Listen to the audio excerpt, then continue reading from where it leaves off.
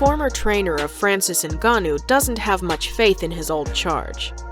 During a recent interview, Francis Ngannou said a fight against WBC heavyweight champion Tyson Fury will happen sooner rather than later.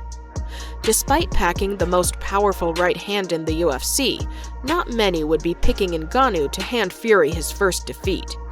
The man who brought Ngannou into MMA, Fernand Lopez, believes his former charge is only looking at this fight for the payday. Lopez theorizes for Ngannou to have a realistic shot at winning, he'd need to step away from mixed martial arts and have his sole focus on the sweet science. I think the fight makes sense for Francis because he thinks he can cash out. There's also something there for Tyson Fury. He doesn't care that it's not a competitive fight. He just wants to make money and make some news.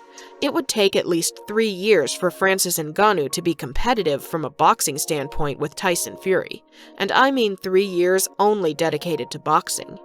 Realistically, he would have to stop everything else and probably do nothing else for 3 years, only boxing. No grappling, nothing else. The way that his body and muscles are built, it will not allow him to keep throwing punches after the 3rd round. Ngannou and Lopez had an acrimonious split in 2018 after working together for 5 years. Their breakup allowed Lopez to put all of his focus to UFC interim heavyweight titleist Ciryl Gane, who battles Ngannou in the main event of UFC 270 on January 22nd. The matchup is reportedly the last on Ngannou's UFC contract. Negotiations haven't gone well between Ngannou and UFC president Dana White, as they have verbally sparred in the media. Ngannou insists a boxing clause needs to be in the contract if he can agree to terms with the UFC.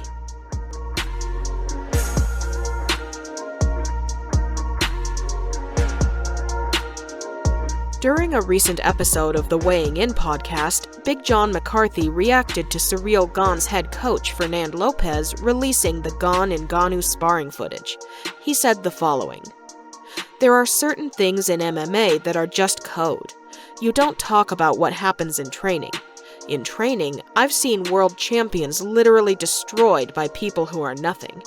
It doesn't matter because it's not the fight, it's training. There are going to be moments when you're the best person in the gym that day, and moments when you're the worst. The actual fight will prove who the best fighter is. And I will just say, to Fernand Lopez the coach, shame on you, dude. You don't get into this crap. For you to try and bring up old videos is weak."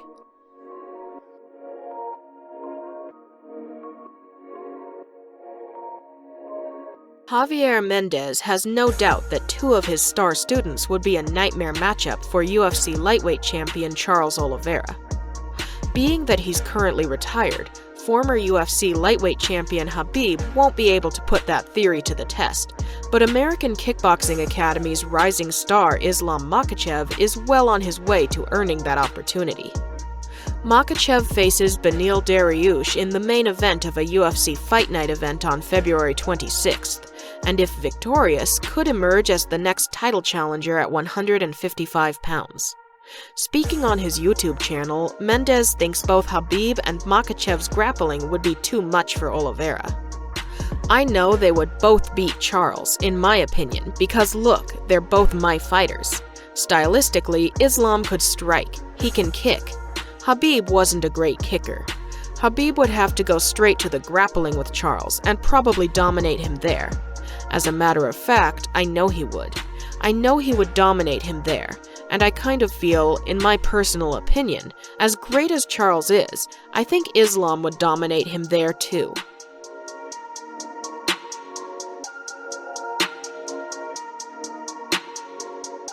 Jacare Souza will be taking his talents to the squared circle. The longtime Strikeforce and UFC fighter is known for his grappling, as he was prolific in jiu-jitsu. Yet, since his retirement from MMA, he says he began training boxing and enjoyed it, and now is closing in on a deal that will see him box. "I couldn't stay away from my training routine," Jacare told Sherdog.com. "I began to train boxing, and I received a proposal to a fight that I liked." Although Jacare verbally agreed to the deal, he has not signed the contract, so he's unable to say which promotion and who he will be fighting. However, the Brazilian says he is looking forward to showing off his new and improved striking. I cannot say the name of the event yet. What I can say is that my boxing is being sharpened already. Even though I came from jiu-jitsu, I've always loved boxing, and if you see my MMA fights, I've always had strong hands.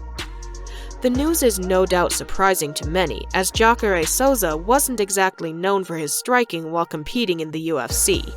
Yet he says he has been working on it and is eager to show off his improvements. Souza last fought back at UFC 262 in May, where he suffered a submission loss to Andre Muniz. The loss was his fourth in a row, as he was knocked out by Kevin Holland, and back-to-back decision setbacks to Jan Blachowicz and Jack Hermansson.